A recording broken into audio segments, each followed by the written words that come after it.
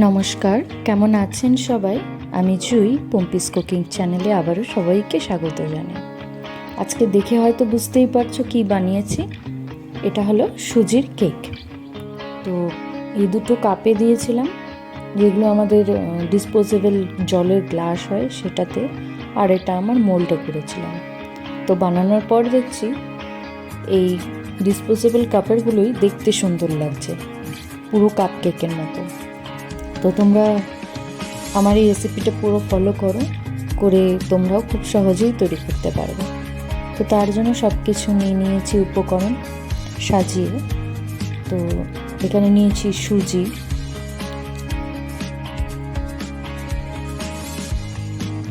এটা হলো সুজি। তো এখানে 1 বাটি সুজি নিয়েছি আমি, আর চিনিটা হবে হাফ, সুজির হাফ, তার হাফ হবে টক দই।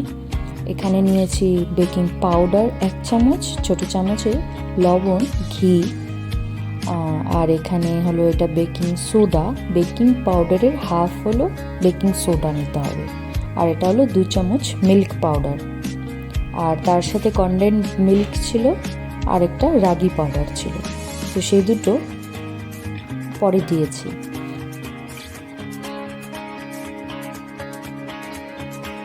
কেক বানানোর ক্ষেত্রে পরিমাণটা খুব বুঝে দিতে হবে।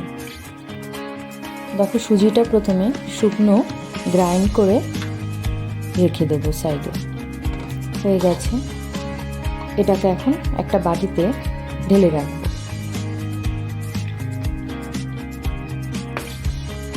এবার চিনির পালা। তো চিনিটা হাফ বাটি, সেটাকেও শুকনো গুঁড়িয়ে রেখে দেবো।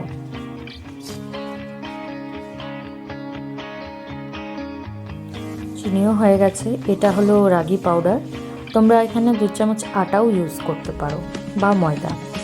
তো সবার প্রথমে আমি এখানে টক দই নিলাম, এতে দিয়ে দেবো মেল্ট করা ঘি। ঘিটা আমি ওই বাটির 1 বাটি নিয়েছি। তো প্রথমে ঘি আর টক দইটাকে খুব ভালো করে ফেটিয়ে নিতে হবে। আর কেক বানানোর ক্ষেত্রে ফেটানোটা সবসময় একই ডাইরেকশানে হওয়া উচিত। তোমরা চাইলে ঘিয়ের বদলে তেলও ইউজ করতে পারো, সাদা তেল। দেখো কতটা স্মুথভাবে মিশে গেছে।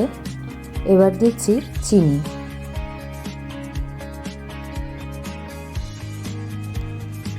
কেক বানানোর সময় পরিমাণগুলো ধ্যানে না রাখলে, চিনি বেশি হলে যেমন কেকটা নষ্ট হয়ে যাবে, সেরকম এখানে আটা ময়দা সব কিছুই যেটা দিয়েই তোমরা বানাবে, কম বেশি হলে কেকের স্বাদ, টেক্সচার সব কিছুই চেঞ্জ হয়ে যাবে। এরপর দিচ্ছি সুজি। এটাকেও ভালো করে মিক্স করে দেবো।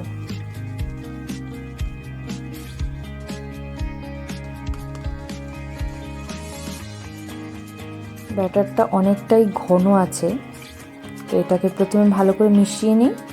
পরে আমি দুধ অ্যাড করব, লিকুইড দুধ।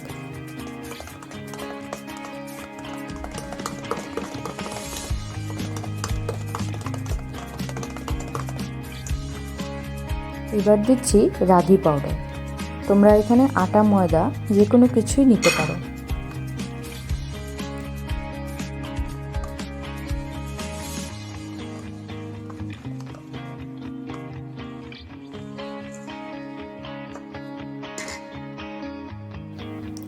গুঁড়ো দুধটাও এর মধ্যে মিশিয়ে দেবো। এবার দিচ্ছি সামান্য পরিমাণ লবণ।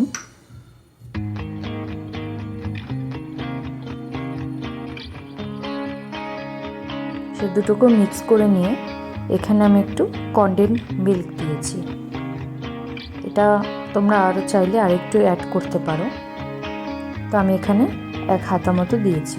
এটাকেও ভালো করে মিক্স করে নেব। তোমরা দেখে হয়তো বুঝতে পারছো ব্যাটারটা অনেকটাই ঘন। এখানে আমি অল্প অল্প করে দুধ অ্যাড করব, ঠিকঠাক কনসিস্টেন্সিতে আনার জন্য। ব্যাটারটা এরকম একই ডাইরেকশনে ঘুরিয়ে মিক্স করে নিতে হবে।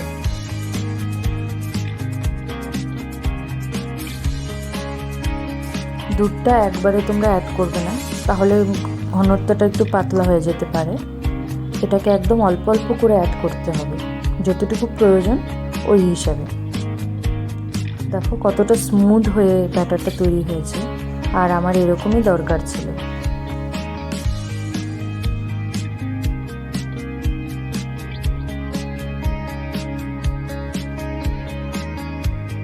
এটাকে এখন সাইডে রেখে দেব 15 মিনিটের জন্য।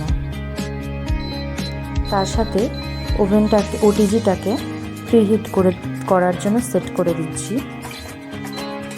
2 মিনিটের জন্য করছি, তোমরা চাইলে 5 মিনিটের জন্য করতে পারো।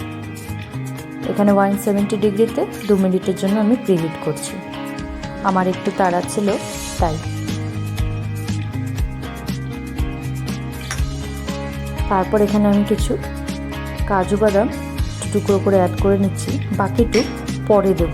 ছোটো চামচের 1 চামচ দিয়ে দিলাম, আর তার হাফ পাউডার বেকিং সোডা। এই জিনিসটা অবশ্যই ভালো করে বুঝে দেবে। এবার আমি অল্প দুধ দিচ্ছি, কারণ একটু ঘন মনে হচ্ছিল আমার। এটাকেও একই ডাইরেকশনে এখন খুব তাড়াতাড়ি মিক্স করতে হবে, কারণ বেকিং সোডা পড়ে গেছে। দেখো এখন ব্যাটারটা অনেকটাই ফ্লাফি দেখাচ্ছে। কেক মোল্ডটাও আমি তৈরি করে নিয়েছি, আর এই তো আমার ক্যাশিউ নাটগুলো। তো কেক মোল্ডে আমি ব্যাটারটা ঢেলে দিলাম, হাফ ঢালছি কারণ কেকটা একটু ফুলে উঠবে। একটু এরকম ট্যাপ করে দিয়ে ওপর থেকে ক্যাশিউ নাটগুলো ছড়িয়ে দিচ্ছি। ঘরে থাকা উপকরণ দিয়ে তোমরা খুব সহজেই ব্যাটারটা তৈরি করতে পারবে। দেখো আমার ওটিজিটা প্রিহিট হয়ে গেছে, এখন সেট করে দেব টেম্পারেচারটা। খুলে দিচ্ছি, মোল্ডটা ঢুকিয়ে দেব।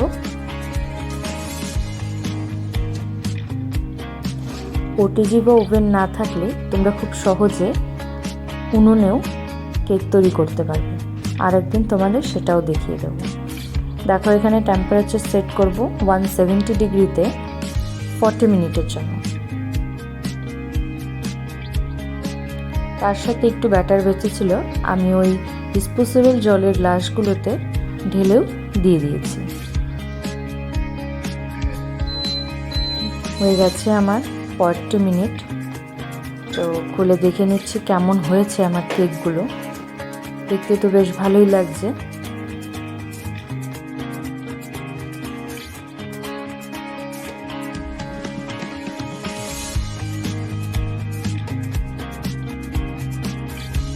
কেকের উপরের ক্র্যাকটা দেখা যাচ্ছে, সেটা আমি চাকু দিয়ে চেক করতে গিয়ে একটু কেটে গেছিল।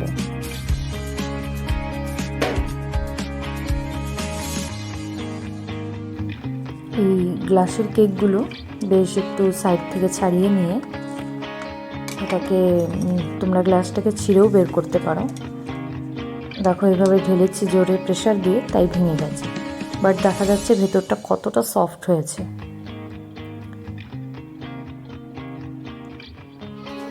এখন এই মোল্ডের কেকটাকে সাইড থেকে ছাড়িয়ে নিচ্ছি। দেখো খুব সহজেই ছেড়ে গেছে, কারণ কেক টিনটা নিচে আমি তেল দিয়ে গ্রিস করে নিয়েছিলাম। প্লেটটাতে বের করে নিয়ে উপর থেকে পেপারটা সরিয়ে দিচ্ছি। এরকম টানলেই খুব ইজিলি সরে আসবে।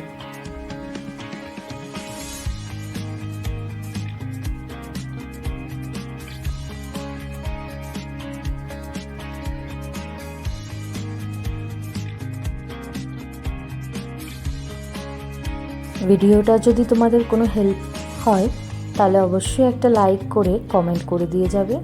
বন্ধুদের সঙ্গে শেয়ার করে সাবস্ক্রাইব করে পাশে থাকা বেল আইকনটি ক্লিক করে দেবে।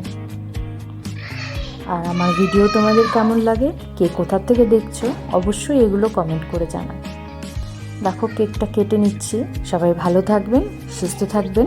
দেখা হচ্ছে পরের আরেকটি ভিডিওতে। নমস্কার।